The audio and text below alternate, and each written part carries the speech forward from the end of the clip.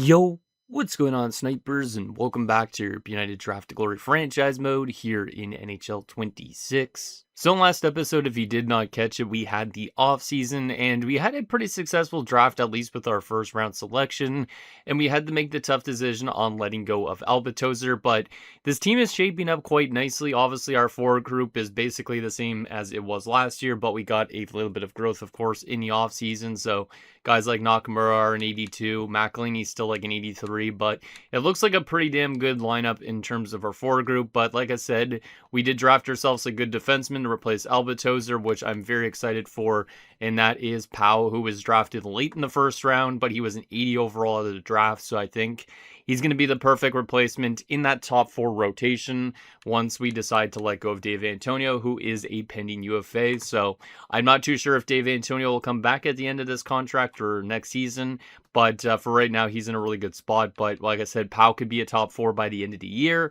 And then we also do have Richardson in the minors, who's still on the upwards trajectory, same with Ullman. So I'm not too sure really if we need Dave Antonio long term, so we'll see if we end up re-signing him in next episode or not, or in this episode even for that matter. But I don't know if I really want to re-sign him at the moment. But you can see our team is definitely shaping up quite nicely. We got two solid goaltenders and a depth goaltender. And you can see in the system, Simic is getting closer. Shimmick, however you pronounce it, he's getting very close to being an NHL goaltender. So he might be in our lineup next season, which means somebody like Gotch might get moved to being a depth option, or Kavapol ends up getting just fully like go up or something like that. So it's going to be really interesting to see what our team does this year. I think we could definitely make it back to the playoffs as long as we stay healthy. So I'm hoping that obviously is the case. So anyways, with that said, let's get in your guys' comments. See what you guys have to say about last episode. And then we will see what this team could do in 2036-37. So the first comment is from Mike Garbrand, who says, re-sign Dave before or after the season. And I'm honestly, like I said in the reply to him, I'm honestly not sure if I really want to re-sign Dave. The reason being is his cap hit is going to get even worse technically. He did jump back up to being an elite defenseman, which is great. He actually did have a pretty solid season last year, as you could see, with 33 points and a plus 43. He's been definitely better the last 2 years than he was beforehand. But I'm still not too sure if I really want to justify paying him a lot of money. He is quite physical as a defenseman, but he is very, very expensive, I think, in the long run. Because if I go to offer extension with him right now, he wants a 5-year deal with a no movement clause at 8.9. The lowest we could probably get this with basically still having him having a lot of interest would actually be below what he's currently making, I think, which is not bad. Like, I could probably get him for like 7.4 if I really wanted to for 5 years, which is not really that bad at all for a top four defenseman. However, I am a little bit skeptical about giving him an extension right now just because of what I mentioned earlier, and that is the fact that we just drafted Powell, and I think after one season or even less than a season, he could be a legit top four defenseman. So I'm honestly not too sure if Dave Antonio should be in the long haul. Obviously, Paco's a more important defenseman than Antonio is too, and also Paco's contract ends in the next few seasons, I think, as well. Looks like 4 seasons after this. So I'd prefer to hold on to Paco, guys like Lee, Urquhart, and all that, than probably Dave Antonio. And like I said, if Powell gets into that top 4, we do have a top 6 right-handed defenseman in Richardson who's still coming. He's got the low lead potential as well, was a first-round pick. So I would like to see this guy actually get a chance at the NHL level. There's also, like I said, Ullman, who's getting some good growth as of late. So we really don't need to hold on to Dave Antonio long term. So I'm not too sure if I'm really wanting to give him an actual 5-year deal. So I think we'll wait till the end of the season and see what he's asking for at that point. And then you guys could let me know if you think Dave Antonio should just be on his way out or if we should hold on to him, because for the most part, I think we have the replacements in place that we could honestly just replace Dave Antonio easily. I know Dave Antonio is more of a full-on defensive defenseman, but moving Powell into the top 4 sounds like it would be a decent thing for us to do. But we would probably have to change coaches at some point too, because you can see he's a better fit for the top 6 pairing right now. But I do think he's going to be listed as a top 4 very, very soon.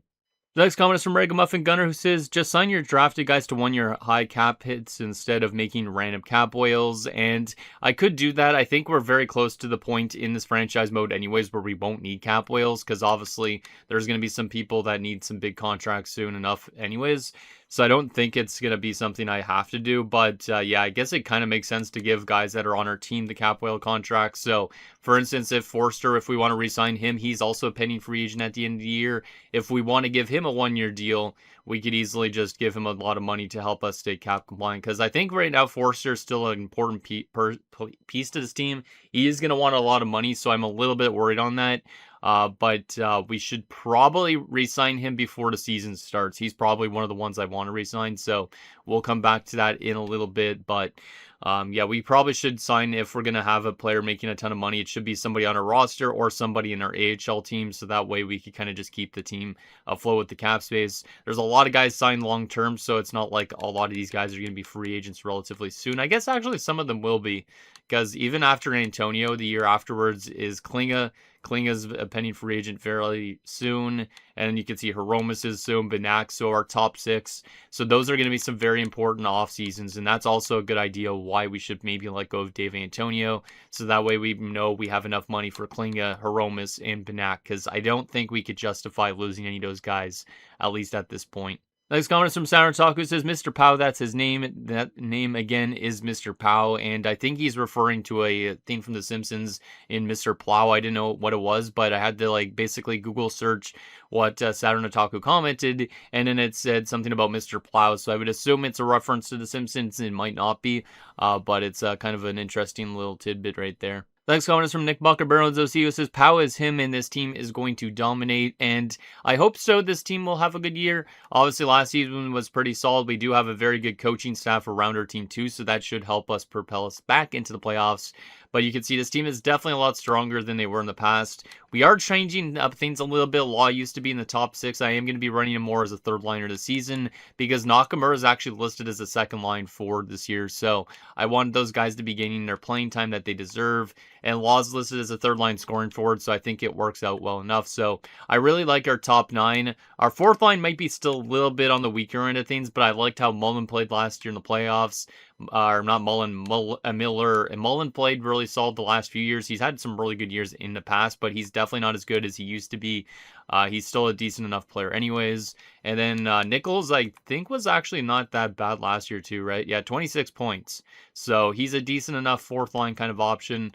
And yeah, I just don't mind our offense whatsoever. Our defensive core is obviously our major strength, so I'm excited to see how this simulates. And then from a goaltending perspective, obviously Forster's been a beast. He scored a goal last season, so I think it could be another good year for the goaltenders as well. So yeah, excited to see what this team could do this year, and hopefully we have a year that we go on an absolute tear, and hopefully have a good playoff run as well. And the last and final comment is from I Am the Quiet One, who says Pow's nickname should be Pow Wow. Also, I think it was sad but necessary for Albert Turza to go. He did have top 4 exact, but he didn't seem too far off of top 6 potential, so maybe in the future, grab him back for the top 6 defense when Pow overtakes Antonio, if he does. And yeah, we could always bring back Albatoser for sure. At some point, he did sign a 3-year deal in Boston, but if for some reason we end up losing somebody on our defensive core after we lose Antonio, we could always bring Albatoser back as a free agent if he's actually a free agent at that point. Like, if we need a replacement for Andrews, right, we could easily replace Andrews in these next few years maybe. I don't really mind it, but we do have guys in the system, like I said, as well, like Ullman and Richardson that could come up here eventually.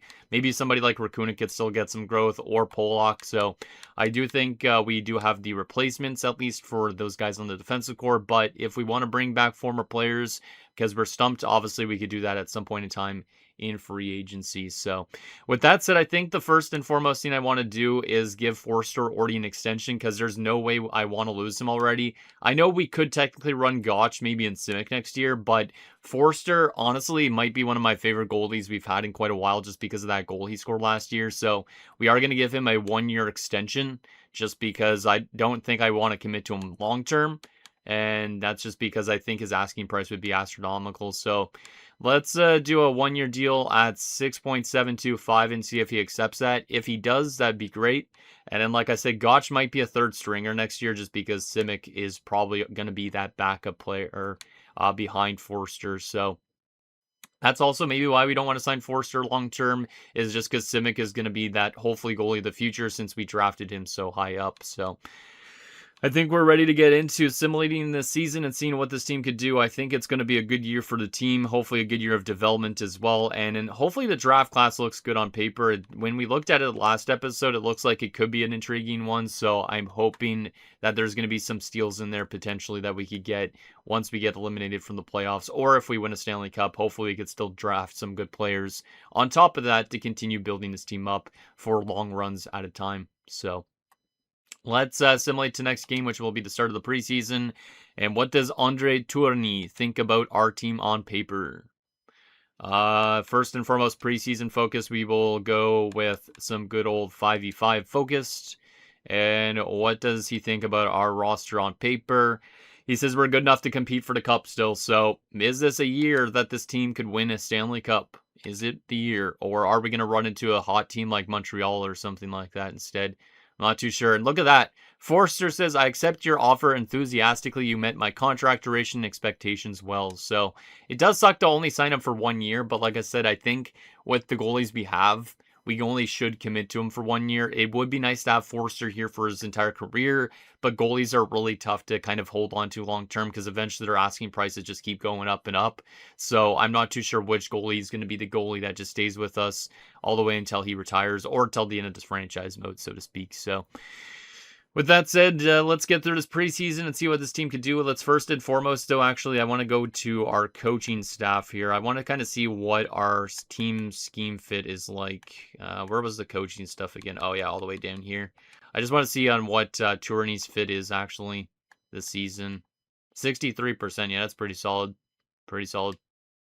All right, I'm excited. This is going to be a big year for this team, hopefully. As long as we stay healthy, hopefully we don't run into injury troubles. We did have some injuries last season. Obviously, Paco missed some of the playoffs, same with Nakamura.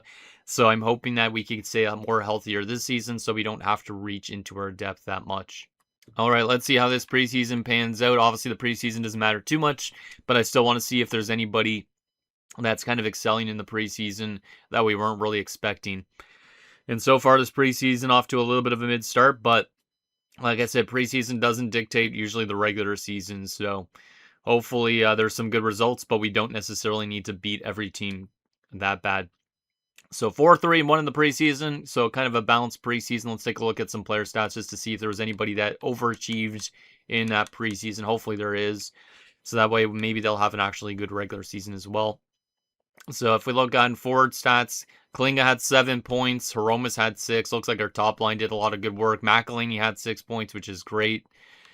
Looks like in general some pretty decent depth scoring. Like even Nichols on the fourth line had 3 points, and same with Mullins. So I like that. Law had 14 penalty minutes, so it looks like he was fighting some people in the preseason. Then from a defensive standpoint, Paco had 6 points in 8 games. Everybody else was 3 and below. Antonio had some good plus minus, but obviously he's playing with Paco in the top line, so kind of makes sense. And then from a goaltending perspective, Forster posted a 910, Gotch posted a 961. All right. We'll see how Gotch does this year, because last year I was impressed with his regular season, but his playoffs were abysmal, so he might be the type of goalie that eventually leaves if we can't get him really any playing time with this roster. Because like I said, Simic should be up here next season easily, which means either Gotch is a depth goaltender or he'll be a free agent probably, since we just re-signed our boy in Forster. I've really liked how Forster's simulated so far, so it's really tough for me to actually want to let him go. So I don't know when we're going to let go of Forster, but we probably will at some point, because I don't think we should run 2 really high-end goalies, especially if their cap hits are super high, because it wouldn't be worth it probably in the long run. All right, well, let's see how this team does this season. Our first game of the year is against Colorado, so that's probably a pretty tough matchup, but we'll see how this team does. Let's go 1 month at a time and take it a little bit slow, but hopefully, like I said, we stay pretty healthy all season long. So let's see how we do in October and see if we can get off to a good start this year. So we beat Colorado in the first game 5-2, so that's a good way to start off offensively and defensively, as Barrett's already been injured. It is short term, so I will just go replace player on that for the time being. That's a bottom 6 player. Anyways, we beat Seattle 4-1, and Barrett's already back. See, it was like literally for 1 game, if that even. So Camper already got the play in the lineup, which is nice. He's another guy that has not really high-end potential. He's got low top 6 potential. I just wanted to make sure he would actually get maybe a chance to play at the NHL level, since obviously he doesn't have necessarily the highest ceiling. It's better to have him as a dev forward than him kind of just sitting in the AHL and not really developing too much. All right, so a little bit of a slow start to the year because we lost 2 games in a row, but we bounced back with 2 straight wins. But looks like we're playing some good defensive hockey in most of these games, except for that Devils game, I guess. Definitely not as strong as we started last year. And Richardson in the AHL has been injured with a sore knee. That sucks because that's, like I said, the guy that's probably going to be playing, hopefully, on our top 6 pairing either next season or the season afterwards. So kind of sucks to see him go down, but he'll be back relatively soon. Looks like we're still off to a pretty good start, getting to overtime a decent amount of time. So 5-2-2 in the first 9 games. Does have us in a wild card spot, but like I said, it's early in the season. We don't necessarily need to set the world on fire, and we don't need to win the President's Trophy because that might mean a first-round exit. So let's go to the end of November and see how this team does in this month compared to the first month. Shootout lost to Edmonton. That's still a point. We beat Philadelphia. Looks like we're having really strong defensive games, except for a couple games like that game against the Capitals as well. So I like that a lot. I'm also excited because maybe at some point this season, Rankin and Fernandez can come up, and Helmer even again, for instance, but maybe they'll come up next season. So there's some really good prospects down there in the AHL that I'm very excited to see on how they end up progressing. Like I said, Fernandez, if he jumps up to an 80 plus before the end of the season, maybe he's a playoff player for us. So gotta hope that the AHL has a successful year as well. As Brad Andrews has been injured with an injured shoulder, which is unfortunate. It's only for like a week or so, which means Maltby will be coming into the lineup on that top 6. So far, a little bit of an inconsistent start to the year. I was hoping for a better start considering last year we started off really well. But maybe we'll catch fire in the second half of the season, or even sooner than that. But yeah, Urquhart's up to an 86 overall now. Damn, I didn't expect him to jump up that much. Andrews is on an 83. I don't know if that's just statistical growth or what, but looks like our defensive core is absolutely stacked, even though we did lose Albatozer in the offseason. Bednar's injured, that's okay. Separated shoulder, though, that kind of sucks for that guy, but he's not a high-end prospect anyways, so I don't really care too much about him. Damn, we're off to actually kind of a worse start than I expected. 9-8-3. But we can definitely still go on a winning streak out of nowhere, so I don't really care too much that we're off to this kind of a rocky start, but I really hope that we start to figure ourselves out a bit, because I know we were better than last year for sure. 11-9-4 does have us only 2 points back of a wild card spot, so it's not a pretty record, but honestly, like I said, we don't need to light the world on fire. President's Trophy teams usually go out quite early, so let's just have at least a decent next month.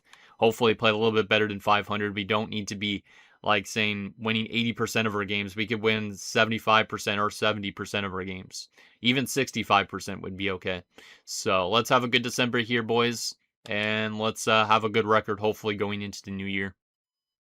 Game against Detroit's an OT loss. Winnipeg is a win. Still some points.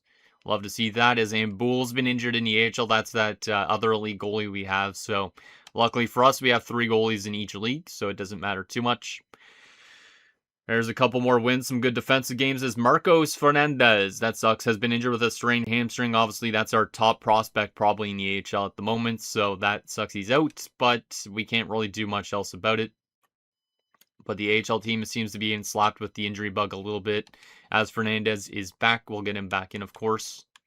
At least we have some depth options in the AHL, but obviously I want my top prospects playing as much as possible and not getting hurt all the time.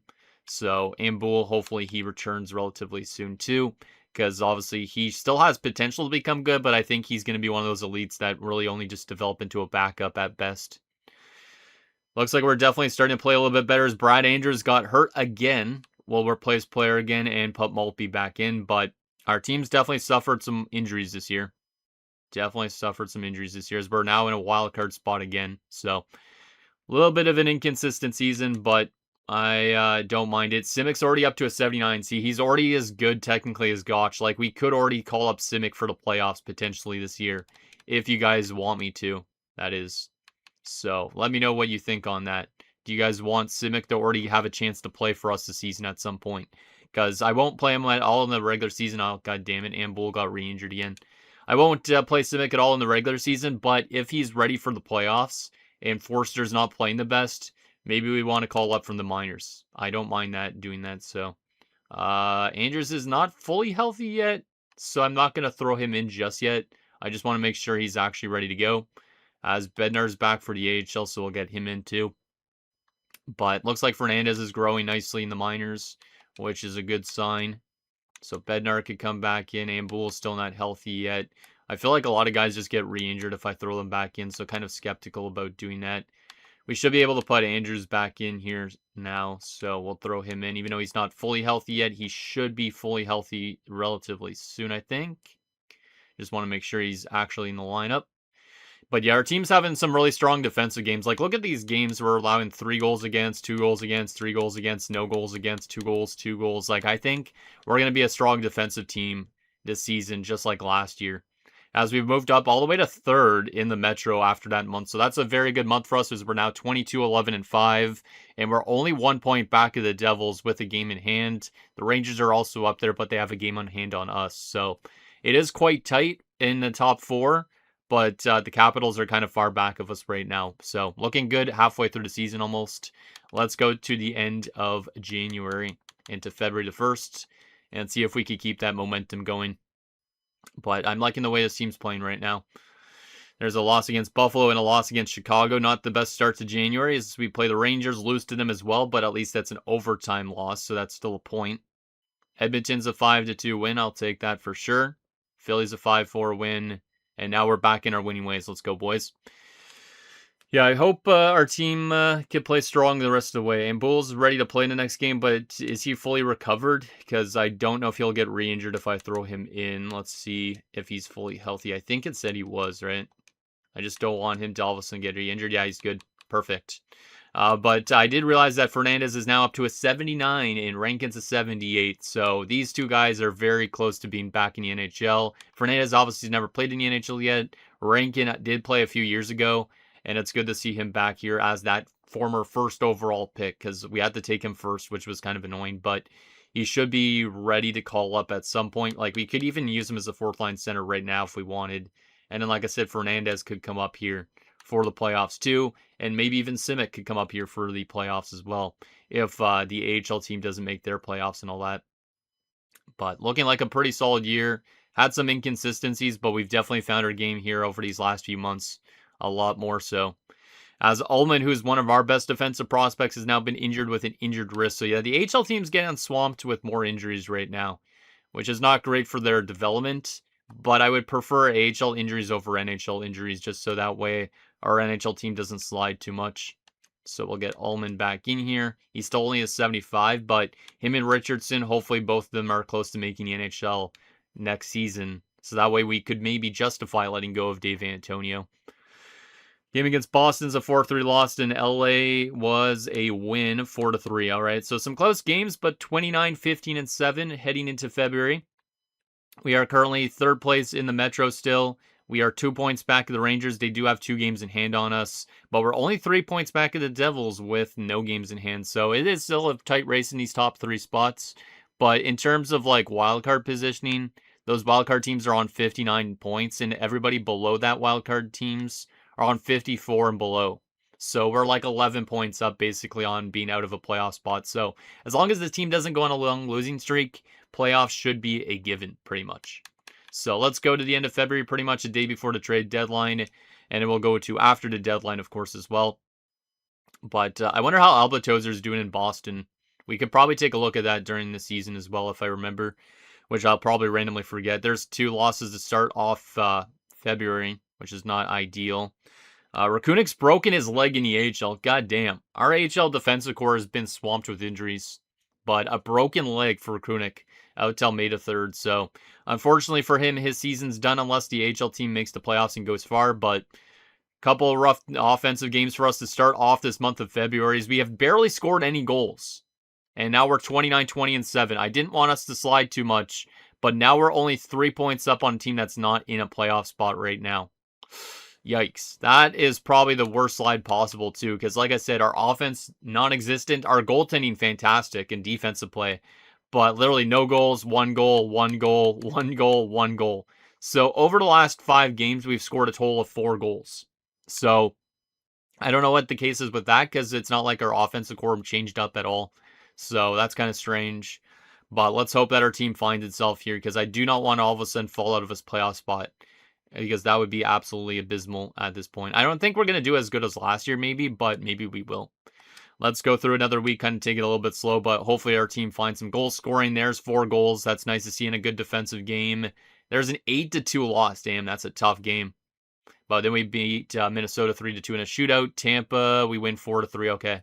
So it was a bit of a slow start to February, but we found ourselves a bit. That loss to Winnipeg is terrible considering they have almost the same record as us. But obviously, once playoffs happen, maybe we'll be a lot better. I honestly don't know, but that's definitely our worst defensive game of the year. We beat Anaheim 3-1. Utah is a 3-2 overtime win, and Carolina is a 7-4 win. So a nice response to that losing streak. We're now back up to that 3rd place in the Metro, which is good. And we have a pretty good lead on the teams that are not in a playoff spot right now. So just don't go on a losing streak like that again, boys. I was a little skeptical seeing us barely score goals in 5 straight games. So let's bypass this trade deadline here because we don't really care about the deadline at all. And we will continue to simulate through March and all that. As Retzer has been injured in the AHL with an upper body injury, that's only till the 11th, so it's not too bad. But how's the AHL team doing out of curiosity? 39-21-4. Looks like the AHL team should be a playoff team as well. So we might not want to call up Simic Fernandez in ranking yet. We might want the AHL team to do as much as they can and get far enough in the playoffs before we call them up. But obviously there are some good players that will be hopefully turning from that AHL team into our NHL team next season and hopefully making this team take that next step if we don't have a successful playoff run this year. So let's go to the end of March, see how we do in March, and hopefully we have a good record by the end of it because we should be a playoff team if we play good in this month. We do lose to Columbus to start it off. New Jersey is a loss as well. Dallas is a win. I'll take it. Florida is a loss. Definitely not playing as good in March, or not in March, in early February and so far in March as we were before. So the team's definitely had some hiccups, but maybe some hiccups are good. Like I said, we don't want to have a fully dominant season because that might mean early playoff exits. So Nashville is a 5-2 win. Nice win there. Buffalo and Chicago. Let's see. Buffalo is a 4-2 win. Richardson's been injured with a sore shoulder in the AHL. So Richardson, Ullman, Rakunik, all those guys are getting swamped with injuries this year, which is unfortunate for their development. We lost to the Blackhawks. We do beat the Rangers, though, which are a team that we're kind of beating around here in the season. We beat Edmonton 3-2, which is nice. Philadelphia and Washington coming up on a back-to-back, but first Richardson is back for the AHL.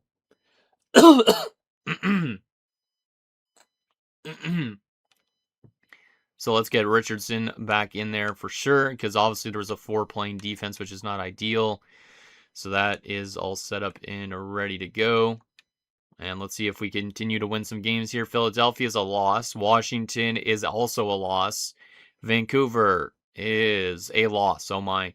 Let me stop the sim here for a second. We are in a wild card spot, and we're only 2 points up on a team that is not in the playoffs, and that's the Washington Capitals. Yikes. All right. Yeah, I'm a little scared here because we are very close to the end of the season and we're not in a really high-end spot. We can still jump up past the Flyers, though, too, because we have a game in hand on them. So I feel like we still have to be a little bit cautious here. Let's go through the first game against Toronto. Can we beat the Leafs? Yes, we can in overtime. Nice win. Game against Ottawa. Can we beat the Sens? Answer is no, we can't. We lose 7-2. Yikes. As we head into April, in a wild card position, I think, yeah. But literally, there's only a couple points separating us, and like I said, in second place in the Metro. We have a 3-point lead on the Caps. We have 1 game in hand on them, so that also helps quite a bit. The Lightning are trying to catch up to us too. We also have a game in hand on them, and we're 3 points up. So we need to make sure that we use that game in hand to our advantage, hopefully. So let's go against the Islanders. They are not a good team, so we should be able to hopefully beat them. Islanders, 3-2 win. Big win there. That sends us up to 3rd in the Metro, and the Flyers are down to that wildcard spot now. The question is, can we pass the Rangers as well? Game against Vegas in Vegas is a 6-2 loss. Eek, don't like that really, but it's okay. We definitely aren't as strong as last year, but well, it looks like we still have some decent results, but also some bad results like that game. We are not in a wild card spot yet because Philadelphia also lost their game. Capitals still have not won in a while, which is huge as well for us. Tampa has moved into a wild card spot. The Red Wings have been knocked out on 87 points. All right. Game against Boston. This is a big game. Can we beat the Bruins in Boston as it's a road trip at the end of the season? We beat them in overtime, and that has clinched us a playoff spot. Let's go. Huge overtime winner there. I don't know if Ep.27 was out there against whoever scored the overtime winner, but that would be nice to see if that was the case, as the Bruins probably aren't going to be making the playoffs. They're dead last in the Atlantic. So that's kind of neat. That's kind of neat. It's unfortunate for Ep.27 that he won't be making it back to the playoffs with the team, but at least we've clinched the playoff spot. Let's go through this game against Calgary and then Columbus and see where we finish. We beat Calgary as well. And last game of the season against Columbus is a loss in overtime. We have finished third place in the Metro with 96 points and a 44-30-8 record. Not too bad. We were not going to catch up to the Devils. They knocked us out last year in the playoffs, of course.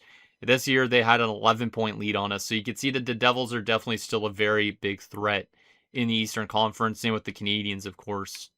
And then the West is not as scary as the East is, I guess. All right. Well, let's do a dramatic reveal, of course, because we want to see who is leading our team in stats as a collective. I don't really want to see anything going on here. I want to go to standings, and I think I got it over to it. So, perfect. It's good that I kind of have muscle memory of where things are, but like I said, we finished third in the Metro, which is great. In terms of the entire league, we finished as the 10th best team. Not bad. I don't mind being a top 10 team. Like I said, we didn't need to have a crazy good season, or else we're probably going to be an early exit. Having a 44-30-8 record might mean we're actually a good team. In terms of goals for per game, our offense wasn't the best, but that's probably because of those early games in February. We only scored 2.91 goals per game, which is near the bottom of the league. So hopefully our offense is good in the playoffs. If it's not, obviously, hopefully our defensive play stays really strong, as we were technically a top 10 defensive team. Not the best, but we were number 9. So we got good defensive results. Offense needs to improve a bit, but in general, pretty happy with that. Power play percentage was only 10.3%, so our power play was the worst power play in the league. So we might need to readjust who's on the power play, or we could just keep it the same and see if it heats up in the playoffs. In terms of our penalty kill percentage, 82.8, which is not very good either. So we kind of simulated better than I expected to have these type of stats. Because our only really good stat, I guess, is our goals against. Because our penalty kill was kind of lackluster, our power play was obviously bad, and our goals for was bad. So, kind of surprised we finished where we did. So that means there's got to be some good goaltending results, I would assume. We did score 7 shorthanded goals, though, which is nice. And we had almost identical records on home ice in the road. 22-16-3 and 22-14-5. 4-5-1 going into the playoffs. So, yeah, definitely a little bit weak in March and February, but I would say still a solid season based on that. Now comes the fun part, though. How did we do in terms of our individual player stats? And I got to make sure I change it over to certain positions. I'm keeping my eyes squinted, making sure I don't see who's leading us in points and all that, because I don't want to know. All right, here we go. Boom. For centers, Benak led with 60 points. That's not as much as I would expect from somebody like Benak, but I mean, it's decent enough. Definitely a downfall from last year because our offense wasn't as good, but still 60 points is respectable. Green on 52 points. Green has still been a pretty solid player. I've really liked how Roger Green simulated. His contract is nice too. He's actually a pretty useful player. Barrett on 26 points. Only 3 goals, but he is more of a playmaker, so kind of makes sense. But his offense has fallen off a little bit since that 42-point season, so I'm not too sure what to think about that. His contract was only for the year, so he's not going to be too expensive, I guess, to bring back in the offseason, which is kind of nice if we want to bring him back. Mullen on 23 points, including 14 goals on the fourth line. I will definitely take that. That's pretty useful, especially with his ice time. And then Miller had 19 points. Not bad for Edgar. +3. Edgar's an interesting player because he's got decent face-off stats. He's an okay defensive player. Like I said, last year I was impressed with him in the playoffs, so hopefully he could bring some good defensive play into the playoffs as well. From a left wing perspective, we had Klingon 58 points, 30 goal season for Rudolph. That's nice. 30 goal season. Love to see that. Klingon still hasn't really necessarily set the world on fire. I was expecting him to be a lot better when we drafted him, but he has been a really solid player still for this team because this team's never really found that superstar offensive player that's putting up like 50 goal seasons, but Klingon's been definitely our most consistent player, I feel like. And he had a good playoffs last year, so hopefully he has a good playoffs this year because that would help out a lot. And then Law had 21 points only because he was playing third line this time of year, which is not great. He has dropped down to medium top 6. So his production was not super good, obviously, since he's playing less minutes, but his penalty minutes went down too because of that. He is only making 1.95 for the next 4 years, so hopefully we could capitalize with a cup meanwhile. But how many fights did he have? Only 13 fights. So playing him in a third line position has definitely lowered his fight totals because the last few years I'm pretty sure he's been over 20 plus fights a year, but this year he did play a little bit more disciplined, and then his offense also fell off a little bit, but that's okay. That's okay. That will be what he needs to do, I guess, on that third line. Nichols also had 21 points, so kind of surprised that Nichols could do as good. He's actually a 78 overall now, too. So that's actually quite useful. It's like a depth option / fourth line forward. And then Camper only played one game, so we barely had any forwards go down with injuries this year. He was a -1 in that game and had one shot, but at least he got a chance to play a little bit this year. Hopefully he could still be a depth forward for us next year, but there's a chance as our team gets better that he's going to get sent to the AHL again at some point. In terms of our right wingers, we had Hromis on 67 points. Of course, it has to be 6'7". But 33 goals, 34 assists, 32 penalty minutes. 9 game-winning goals, damn. Yeah, looks like a great year for Hromis in a sense. Like, I know he's not putting up as much points as we were expecting when we drafted him still, but he's still a pretty useful player. His goal scoring has been really weird, though, I feel like still, because obviously now he's been a consistent 20, 30 goal guy, but before then he was having like those 18 goal seasons randomly, so I honestly don't know what to expect from him in the playoffs. He only had 1 goal last year, so I hope he could get off to a better start this year in the postseason, because that would help out a lot with our offensive side of things. Nakamura put up 29 goals, so he actually worked out quite well in that top 6. He had a better year than last year. So, yeah, Nakamura is definitely a guy that we need to keep in the top 6. Even though Law technically is like a solid overall and a higher overall, he's worse rated as a third liner. Nakamura is a second liner. So, I'm excited to see what Nakamura could do in the playoffs. Hopefully, he can get that goal scoring going because that would help out things a lot. He's only signed for the 1 year, so we need to think about giving him maybe a longer-term deal because he is a pending RFA right now. But soon enough, he would be walked right to free agency. McElhinney's on 40 points. Not bad for McElhinney. I feel like his contract is a bit high right now with that point production, but obviously, if we could get this guy maybe some more ice time, or I don't know, just find a way to get him some more points, that could help things a bit. But he's still a good player. He's still a good player. He's very useful usually on the takeaway count, and he was again this year with 127 takeaways. So you might look at him as just a purely offensive player based on the fact that he is a sniper, but he actually produces more like a kind of a hybrid production player, more of a playmaker really, but more of also a two-way forward with those takeaway numbers. So he's an interesting player, and he's helped out a decent amount. Bradford on 32 points is nice. That's actually really nice. He's listed as a second-line forward, though, which I don't really like because I don't know how I'm going to get him his ice time. He doesn't really like his ice time right now either, and he is still signed for 3 more seasons after this. I can't get him into the top 6, so I'd have to put him on like a high-up power play unit if possible, but it's really tough to get this guy ice time, but he's still a useful player. I really like Bradford. Obviously, he scored a big goal for us last year in the playoffs. Hopefully, he could have that type of role again.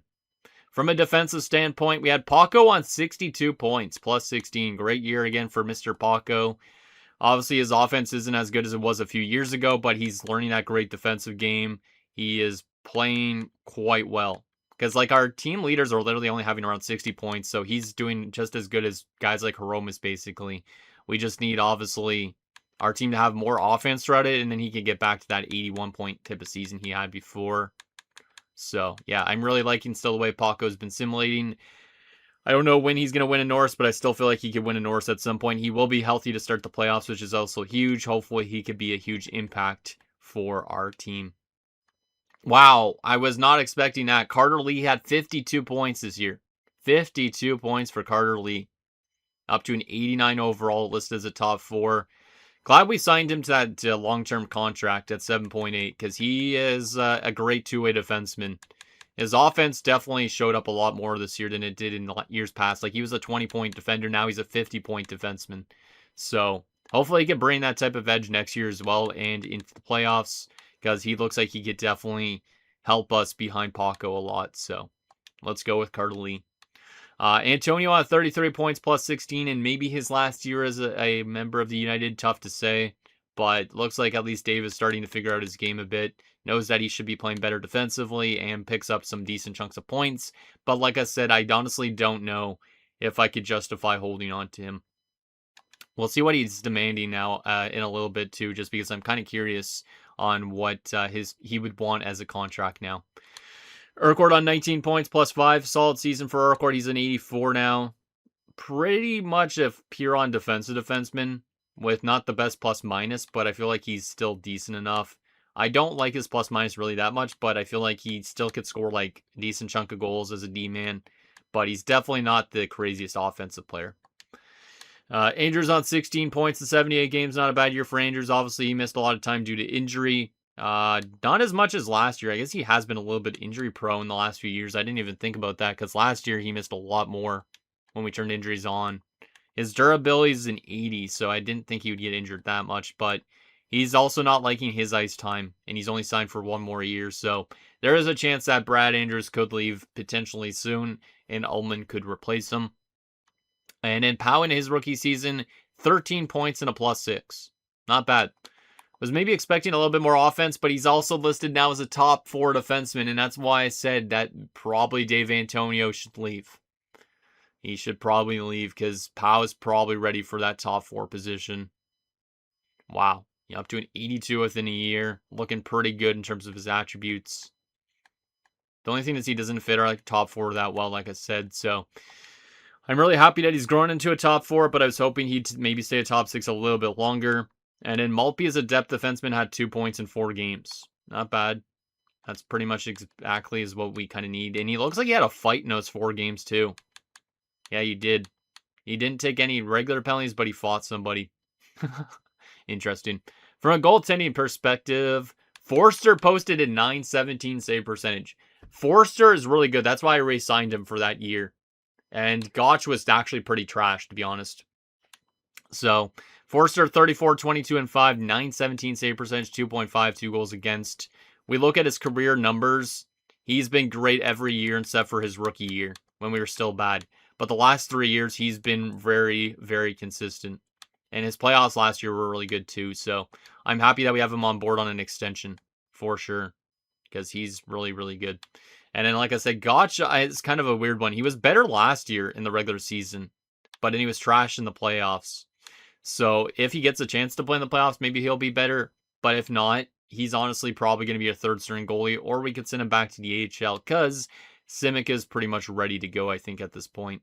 Speaking of the AHL, let's briefly take a look at this. Wow, Simic had a great year, .917 save percentage. He's up to an 80, so we could literally call him up as our backup for the playoffs if you guys want me to send Gotch back down. But Simic is ready to go, and that didn't really take that long at all. He's been a great AHL goalie. Fantastic AHL goalie. They didn't make the playoffs last year, surprisingly, but he posted a .924. So he's getting his first taste of playoff action, potentially with Burnaby. And Bull also had a good season. He doesn't have the highest overall for his potential, though, so I don't think he's going to really reach it. But looks like the AHL team had some good stats. Richardson had 36 points despite his injuries. Ullman had 33 despite his injury that he missed 1 game. And then Rakunik had 15 points in 54 games. Obviously, he's still injured with that broken leg. And then forward-wise, Helmer dropped 67 points. He was in our NHL team last year briefly. Locke had 55 points. Gilly had 51. Rankin had a 74-point season. Fantastic. Yeah, Rankin is definitely a guy that should be up here next season or in the playoffs. And then Fernandez had 71 points this year which is also better than last year. So, yeah, we'll definitely have some talent coming from our AHL team into the NHL next year. It's going to be the goaltender and those forwards for sure, unless we want to call them up for the playoffs in the NHL, but looking pretty good. Like, we might not have scored a ton of goals this season, but we had 2 30-goal scorers, couple 20-goal scorers, and a lot of guys above 10 as well. Some guys definitely didn't really score much, like Barrett, Nichols, and Law, and maybe even Miller, but everybody else was okay. And then from a defensive standpoint, having 2 or 3 guys on defense posting more than 30 points is good. So, I like that. And then, of course, I like our goaltending stats. Actually, I need to take a look at Forster for a second. Did he score any goals this year? Because he did last year. He got an assist. All right. So Forster's adding to his point totals. Gotch also picked up an assist. But Akeem Forster up to 1 goal, 4 assists for 5 points in his career. He's definitely a great goaltender in a lot of ways. I really like him, man. I honestly, if I didn't draft Simic, I probably held on to Forster for the entire time. But I don't know if we should run both Simic and Forster eventually as a 1-2 punch. Maybe we can do that, but obviously we got to make sure that the cap space is okay. Anyways, in terms of the rest of the league, let's take a look at some stats here. Most points was Stützle with 104, then Connor Bedard with 102, then Noakes in Ottawa with 101, and Parento in Nashville already had a 100-point season at the age of 20. Damn. Most goals this year is going to be 67 from Bedard. See, that number is literally all over the place. That's absolutely crazy. I feel like I see it so much now. Oh, man. Anyways, let's take a look at some other stats here. Most fights this year, just out of curiosity. Only 18, so a lot of guys didn't fight as much as they did last year. Because the Law, like I said, only 13 this year. Last year he had 20-something, but looks like the league's not fighting as much as they were. Huh. All right. So there is that. Best defenseman this season for points, Lane Hudson with 89 and a plus 26. So unfortunately for our boy, he's not going to win himself a Norris this year, but he could be up there at some point in time if our team's offense improves. But yeah, it's definitely going to be probably Lane Hudson. Spike Phillips, shout out to this guy. Drafted 6th overall back 5 years ago. He had a great season too. Mint Yukov, Sandine Pelika, both Hughes, Quinn, and Luke. Both in the same type of point range, which is interesting too. All right. And then Matthew Schaefer, who went to free agency from the Islanders, put up 66 points with the Winnipeg Jets. All right. Best goaltender in terms of wins was Dustin Wolf again. Not really a surprise. Most shutouts, though, was Philippe Bruelette of Ottawa with 8. Best save percentage by a starter is going to be Artur Silovs in Florida with a .926 save percentage. All right. And then I also did see that Ottawa guy had like a 922 or something, I think, but I don't see him. So it's probably going to be Silovs' Vezina this year. Best goals against average by a starter is Wallstead with a 244. Makes sense. In real life, Wallstead's a beast. Absolute beast.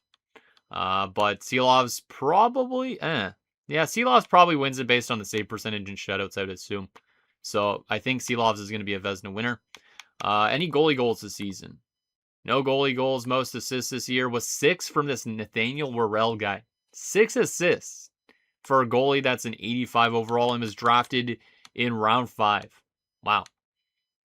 Is this guy always a really good passer or what? Or is it just this season? Okay, it's mostly just this season, but still 7 assists over the last 2 years.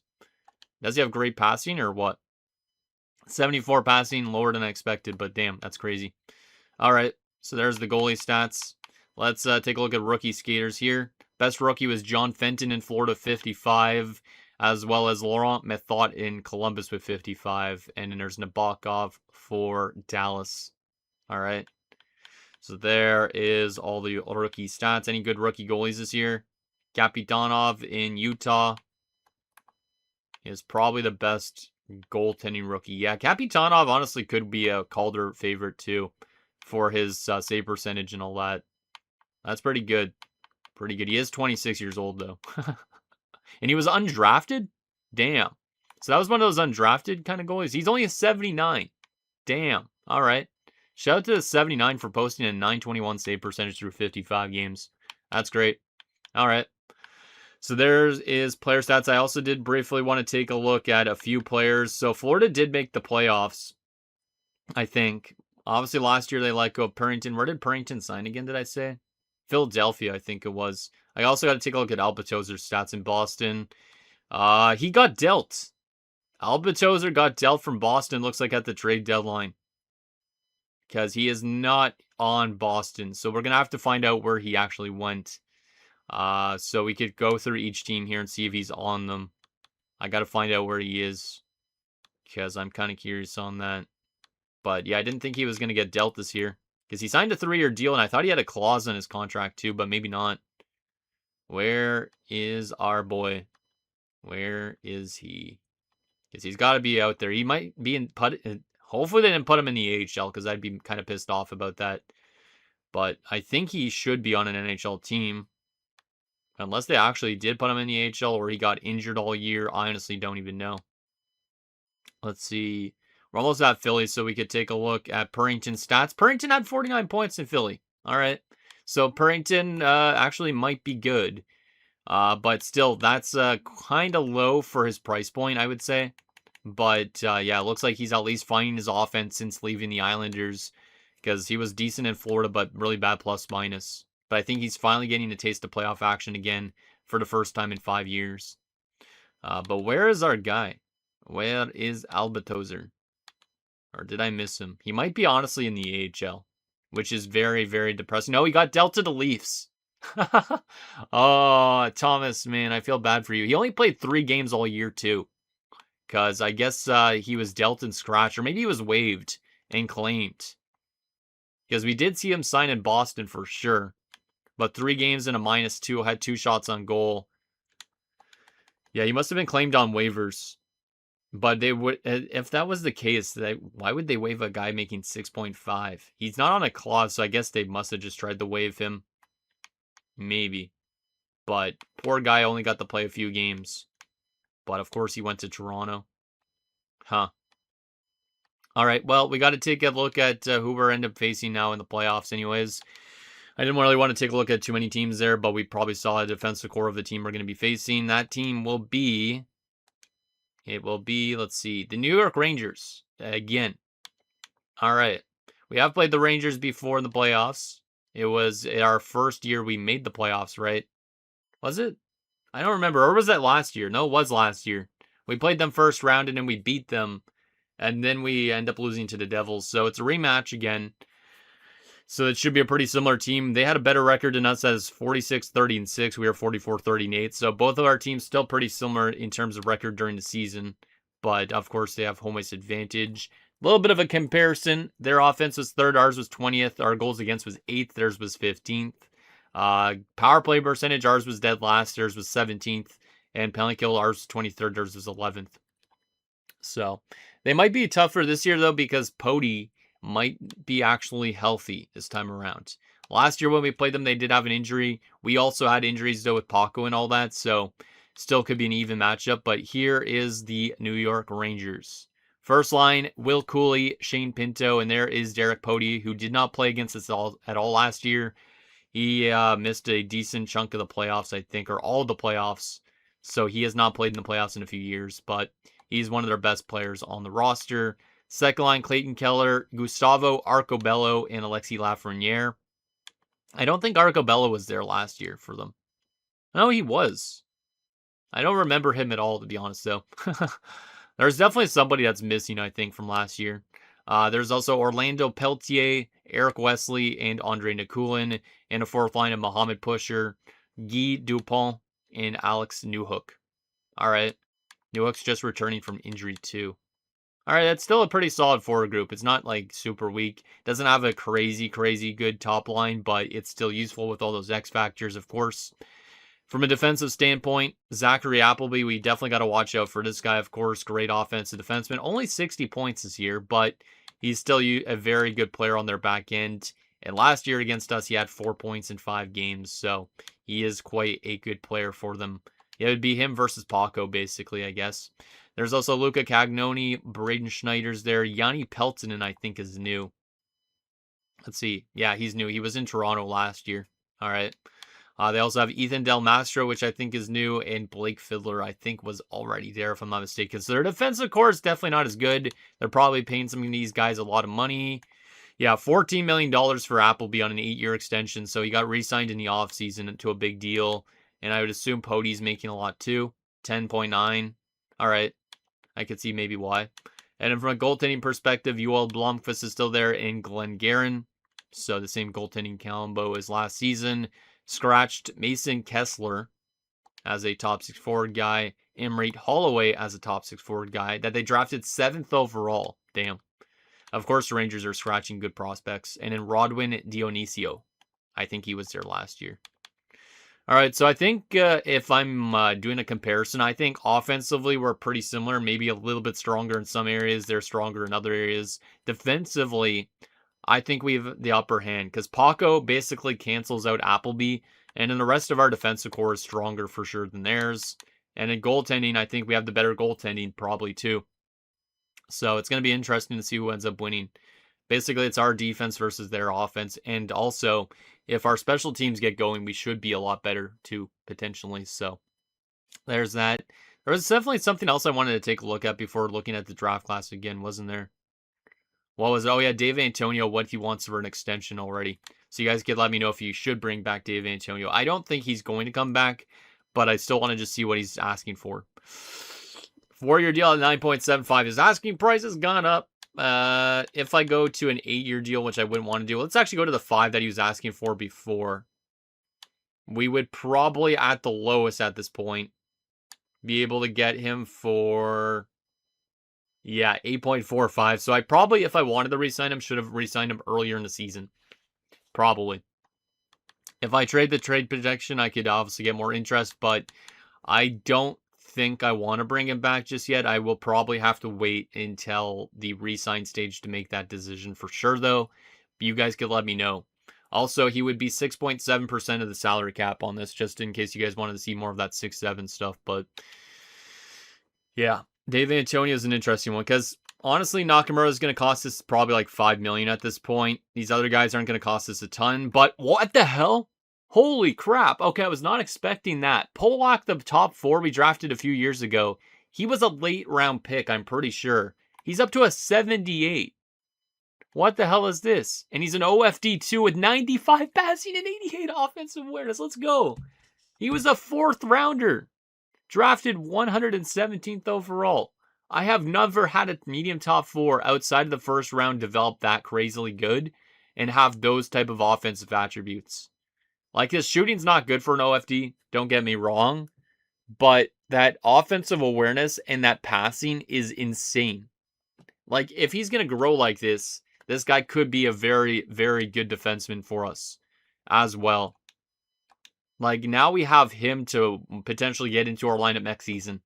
Honestly, I think Dave Antonio should be on at this point. Polak looks like he's going to jump to our NHL team. And then, like I said, we still have Richardson and Ullman. Like, Polak literally passed Ullman. I think they were drafted the same year, too. No, they were drafted a year apart, but Ullman was a 2nd rounder. Polak was a 4th rounder. And somehow Polak's a better overall 3 years younger or 2 years younger. My math is all over the place right now, but damn, man. That's some substantial growth. Like, Polak is easily play on our defensive core as early as next season. The thing is with that is we have to let go of a defenseman. So probably getting rid of Dave makes sense since Andrews is still signed for that extra year. And I could buy him out, but I don't think it's worth it. So, wow. I was not expecting that. That is quite amazing. All right. Final things we got to take a look at is the draft class, and that'll be it for this episode because I do want to take a look at this draft class again and see if we found out anything interesting about it. Obviously, we're going to be drafting late, but still. There is a franchise player going 1st overall, just in case you guys wanted to know. It is a Swedish player, so obviously I would never be able to draft this guy anyways if we missed the playoffs, but somebody's going to get a really good player again this year. And then the first guy that we had pinned was a high 6. All right, I'm okay with obviously missing out on that. Let's just take a look at the leagues that we could draft from. So Germany, looks like there's some medium 6, medium 9s, another medium 6 who's listed as a gem. That's a nice one that maybe we could take in a later round for sure. A high elite goaltender, that's 19. God damn it, man. Why is there so many good goalies? So many good goalies. He's already 19, though, 5 years out. I still might take him because he's high elite. We already have our goalies, of course, but he could definitely be a nice late round selection. Aside from that, from Switzerland, Grellinger's a top 6, so that could be a nice one to take in the late first round, of course. Also, Ray as a medium top 4 is not bad. And there's another medium top 6, Gem and Sereda, who looks decent for maybe a first round pick. These guys are medium 9s. Extra Liga, we have already seen Baldwin. Extra Liga is not as strong. A lot of medium 9s and low 9s and stuff like that. There is a low elite, though. Low elite DFD, who's not supposed to get drafted. We definitely have to take that guy in one of the rounds for sure, too. We love our low elites. He is 19 already, but still would be good depth to have. And maybe he could generate a lot of growth. From the Ice League in Austria, nothing crazy. Literally the best is a low top 6 defenseman. SHL, the best here, medium 6, but he's supposed to go early. Stajan might be medium 6, supposed to go early second round. Hoyle, medium 9 maybe. Looks like there's going to be some options for us, which is nice. I'm glad that there's at least like some low elites and all that, because that helps, of course. Finland, O'Reilly, we have no idea as to what he is. Mahalik might be a low elite. Oh, he looks interesting. 2 years out. Kirk Mahalik honestly could be our first rounder too. We could always take more centers, especially if we end up losing Banak at some point. So Mahalik might be high on my list, or one of those other forwards that are top 6. Tough to say. Wallace says maybe a low lead. He's supposed to go probably mid-second, no. So we probably can't get him, unfortunately. And then in terms of the Allsvenskan, there's obviously nothing. Russia, I don't think there was any Polish players, really. Let me double check. No, it doesn't look like it. Rest of the rollers, nothing. All right. Looks like it could be still an intriguing class, but obviously we have our eyes set on getting far in the playoffs this year, first and foremost. So, yeah, excited to see what the team could do in the playoffs. Hopefully, it's a good run. If we play, like I said, our good defensive game that we've had these last few years, and then if we could figure out our special teams and our offense a bit more, this team could be really good. So, anyways, guys, that's going to do it for this episode of Europe United Draft to Glory franchise mode. So in next episode, we will take it to round 1 in a rematch against the New York Rangers as we look to beat them for the 2nd consecutive season. And hopefully we build upon what was a little bit of a back and forth season. But I think our team now has at least a little bit of experience under our belt where maybe we could start to make some noise in the playoffs. And obviously it just comes down to if we could find that offensive game a little bit more. So listen down below, and I'll see you guys next time.